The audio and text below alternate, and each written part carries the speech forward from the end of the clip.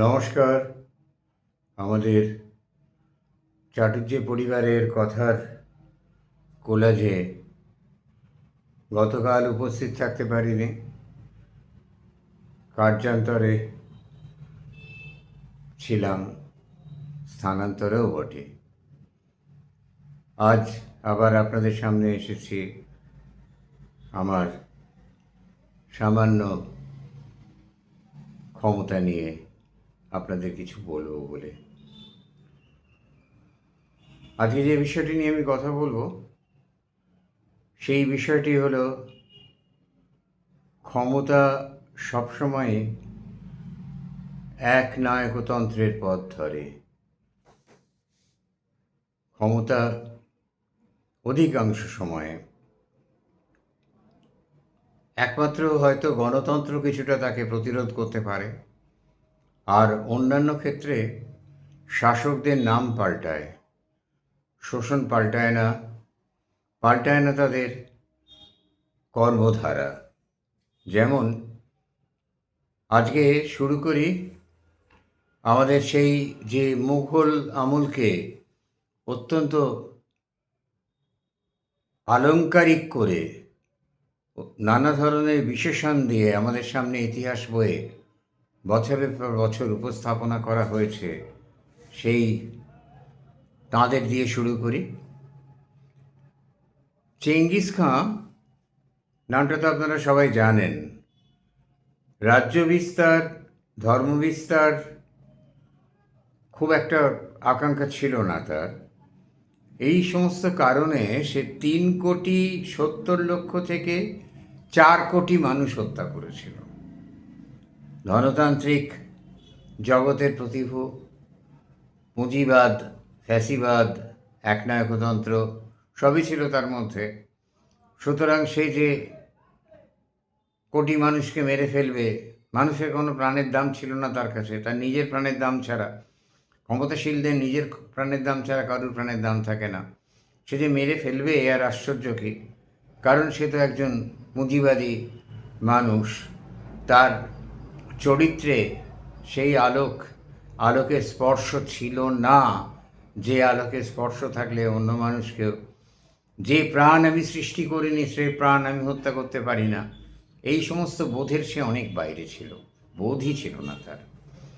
Genghis Khan আর ক্ষমতার দম্ভে দেখুন বিরোধীদের শব্দটা মনে রাখবেন, শেষ অবধি লাগবে আজকে। বিরোধীদের হত্যা করা হয়েছে, তিনি বেছে বেছে বিরোধী হত্যা করতেন, আত্মসমর্পণকারীদের ক্ষমা প্রদর্শন করতেন। অর্থাৎ রাজনৈতিক ধর্মান্তকরণ হতো। হিন্দু থেকে মুসলমান ধর্মান্তকরণ হয়তো তার অতটা প্রয়োজন ছিল না, করেননি, কিন্তু রাজনৈতিক ধর্মান্তকরণ তিনি করেছেন। রাজনৈতিক ধর্মও তো ধর্ম। আমি অমুক নীতিতে বিশ্বাস করি, সেটাই আমার ধর্ম, সেখান থেকে আমাকে মস্তিষ্ক প্রক্ষালনের সাহায্যে অন্য নীতিতে নিয়ে যাওয়া হলো, তাহলে সেটা ওই রাজনৈতিক ধর্মান্তকরণ হলো। এরপরে ধরুন তৈমুর লং 1,70,00,000 লোককে হত্যা করেছিলেন। রাজ্য বিস্তার, আধিপত্য বিস্তার এবং তার দিল্লি আক্রমণ এবং এরা তো বেসিক্যালি লুটেরা, এদের কোনো শিক্ষা দীক্ষা ছিল না। পরবর্তীকালে সরকারের কিছু খয়ের খাঁ ঐতিহাসিক নানাভাবে আলংকারিক করতে পারেন, করুন, কোনো ক্ষতি নেই, কিন্তু এরা মধ্যপ্রাচ্যের লুটেরা দস্যু ছিল। শক্তি ছিল যেটা ভারতীয়দের ছিল না। ভারতীয়রা সমরে খুব দুর্বল ছিল। যুদ্ধ শুধু গল্পের বইতেই আছে বেশিরভাগটা। প্রত্যক্ষ যুদ্ধে তারে বারে বারে হেরেছে। তার একটা কারণ আছে, বিশ্বাসঘাতকতা। এটাও বোধহয় খুব দরকারি একটা বিষয়। তৈমুর লং 1,70,00,000 হত্যা করেন। রাজ্য বিস্তার, আধিপত্য, দিল্লি আক্রমণের সময় 1398 খ্রিস্টাব্দে 1,00,000-এর বেশি মানুষকে নির্বিচারে হত্যা করা হয়। এবং তাদের হত্যা তো একটা বুঝলাম, তাদের যুদ্ধ যুদ্ধ তারা করেনি, খ্যাঁচ করে গলা কেটে দিয়েছে, রাস্তা দিয়ে যাচ্ছে, কোনো ব্যাপার না, মারবো তো, আমি বিজয়ী, আমার যা কিছু করার অধিকার আছে। এটা আমরা পরেও দেখব, অনেক আধুনিক সুসভ্য সমাজ যারা বলেন টলেন সেখানেও দেখব। এই মাথাগুলো কি হতো জানেন? মাথাগুলো দিয়ে মিনার তৈরি হতো, মিনার মিনার। ওমর খৈয়ামের লাইন আছে না, মৃত্যুতহীন মিনার হতে মুয়েজ্জিনের কণ্ঠ পাই, সেই মৃত্যুর মিনার তৈরি হতো, বিশাল করে মিনার তৈরি হতো, যতগুলো মাথা যত উঁচু করতে পারবে, ইসলামের ক্ষমতা, ইসলামের প্রভুত্ব তত বেশি দেখানো যাবে, মিনার তৈরি হতো। আচ্ছা, প্রাচীনকালে, প্রাচীন খুব বেশি নয়, বর্ণীয়, জাভা, সব জায়গায় নরমুণ্ড শিকারীদের সঙ্গে এদের কোনো তফাৎ নেই, শুধু তারা মাথায় খুলির আভরণ পরতো, এরা মণিমুক্তের আভরণ পরতো, এইটা তফাৎ। কাটা মাথা দিয়ে মিনার তৈরি হতো। এরপর এলেন বাবর। বাবর তো ভারতবর্ষকে উন্নত করেছিলেন, কত কিছু শুনতে পাই, ছোটবেলায় পরাজিত জাতির সন্তান হিসেবে মুখস্থ করতুম বসে বসে। বাবর তার নিজের লেখা আত্মজীবনী অনুসারে পানিপথ, খানোয়া, চাঁদেরির যুদ্ধে বহু বিরোধীদের নিহত হওয়ার ঘটনা উল্লেখ করেছেন। শুধু তাই নয়, তিনি তৈমুরিড মধ্য এশিয়ার দস্যু তৈমুরিড সামরিক ঐতিহ্য অনুসরণে তার কোনো কোনো বিজয়ের পর নিহত শত্রুদের মাথা কেটে মিনার বা পিরামিড তৈরি করার কথা বাবর নামায় বলা হয়েছে। কেন জানেন? আমার শৌর্য বীর্য, হত্যা করাই তো শৌর্য, মানুষকে বাঁচানোর মধ্যে তো কোনো শৌর্য নেই, বীর্যও নেই। মানুষকে যত হত্যা করা যাবে তত আমি শাসক হিসেবে আমার বুক ফুলিয়ে দাঁড়াবো। তো এই নিজের ক্ষমতা জাহির করার জন্য, আমি শত্রুর মনে ভীতি সৃষ্টি করার জন্য, আমি দেখো কি ভয়ঙ্কর, আমার সামনে লাগতে এসো না, আমি একদম সব কিছু তছনছ করে দেব। বাবর মিনার তৈরি করেছেন। বাবর, ভাবুন, তখন আমরা সে মধ্যযুগীয় অন্ধকার আস্তে আস্তে কাটছে, আমরা ইতিহাসে সব পড়ে টরে ছিলাম। আচ্ছা, এই যে বাবর এই কাজগুলো করলেন, তারপরে এরপর 1.5 লাখের ওপর মানুষ সরাসরি কোনো একটি যুদ্ধে হত্যা করা হয়েছিল। আচ্ছা, এরপরেই অরঙ্গজেবের কথা তো, বা আকবর 30,000, আমি আগেই বলেছি আকবরের যুদ্ধের সময় 30,000 চিত্তরগড় আক্রমণে হত্যা করা হয়েছিল। আকবর মিনার করেছিলেন কিনা জানি না, মাথা রাস্তায় ছড়িয়েছিলেন এটা জানি। আর একটা কথিত আছে, একটা বাংলা সিনেমাও হয়েছিল 74.5 বলে, যে আকবরের সঙ্গে রাজপুতদের যুদ্ধে যত পইতে একটু চিন্তাটা বাড়াবাড়ি হয়ে যায়, বা উত্তরীয় ব্রাহ্মণদের বা সৈনিকদের যত পাওয়া গিয়েছিল, তার ওজন নাকি 74.5 মণ হয়েছিল। এটা নিয়ে আমার একটা ভিডিও আছে। আর এই 74.5 মণ, মেয়েরা আগে তার সখীকে চিঠি লেখার সময়, সইকে, সখী শব্দের কোনো বৈয়াকরণিক উৎপত্তি নেই, সখা উভলিঙ্গ, তো তার সইকে চিঠি লেখার সময় খামের ওপরে 74.5 লিখে দিত, 74 লিখে দুটো দাঁড়ি সারি। তার কারণ, যে ওই চিঠিগুলো পড়বে, যদি হাজব্যান্ডরা বা শ্বশুরবাড়ি কেউ পড়ে, তাহলে তাদের ওই অত মানুষ হত্যার পাপ হবে। আর কি মানুষ হত্যা হয়েছিল আমরা জানি না। তখন অবশ্য এটাও হতে পারে শায়েস্তা খাঁর সময় 4 সেরে 1 মণ তা হতো, তাহলেও কিন্তু কম না, 16 মণ হয়ে যাচ্ছে। আচ্ছা, তাহলেও এই জিনিসটা আকবর, তো আমি খুব বিস্তারিত আলোচনা করেছি, আজকে আর করছি না। এই গেল আপনার আওরঙ্গজেব নিয়ে একটা আলাদা আলোচনা করার ইচ্ছে আছে, কারণ ওনার আকাশ ছোঁয়া স্পর্ধায় উনি মথুরা বৃন্দাবনের নাম পাল্টে দিয়েছিলেন, শেষ অবধি টেকেনি, সেটা নিয়ে আলোচনা করব। স্ট্যালিনের কথায় আসি একটু, সাম্যবাদী। আগে লেনিনের বিষয়টা দেখি আমরা। এই যে লেনিন, মহামতি লেনিন, এনে তো এখন ভীষণভাবে মহামতি শুনতে পাচ্ছি শব্দটা। লেনিন এর রেইড টেরর বা লাল সন্ত্রাস বাহিনী ছিল, 1 থেকে 1.5 লাখের উপর মানুষ সরাসরি মৃত্যুদণ্ড ও বিচার বহির্ভূত হত্যাকাণ্ডের শিকার হন। সাম্যবাদের প্রতিভু কমরেড লেনিন,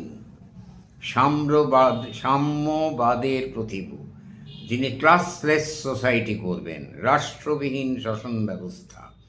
সেইখানে ক্লাসলেস সোসাইটির প্রতিভু হতে গেলে তাকে দূষণ শুদ্ধিকরণ করতে হবে। তাই রেড টেরার, 1.5 লক্ষ লোক মারো, কি আছে, মানুষের কোনো দাম আছে নাকি? আমি মহামতি লেনিন, আমি বলছি এদের সরিয়ে দাও, পৃথিবীতে সাম্য আসবে, ক্লাসলেস সোসাইটি। ইনি চেকা নামের গোপন পুলিশ বাহিনী ছিল এনার। তৈমুর থেকে শুরু করেছি, ভাবুন, চেঙ্গিস, তৈমুর, বাবর, আকবর, ঔরঙ্গজেব, শাহজাহান বলিনি, স্থানান্তরে বলবো। আচ্ছা, অন্যান্য হত্যা, যুদ্ধকালীন রীতি, বলসেবিক বিরোধিতা, এই সমস্ত মিলিয়ে তিনি হোয়াইট আর্মির সদস্য, যাজক, সাধারণ মানুষ, এই দমন পীড়নে তাদেরও নির্বিচারে হত্যা করা হয়। এইগুলো গেল আপনার।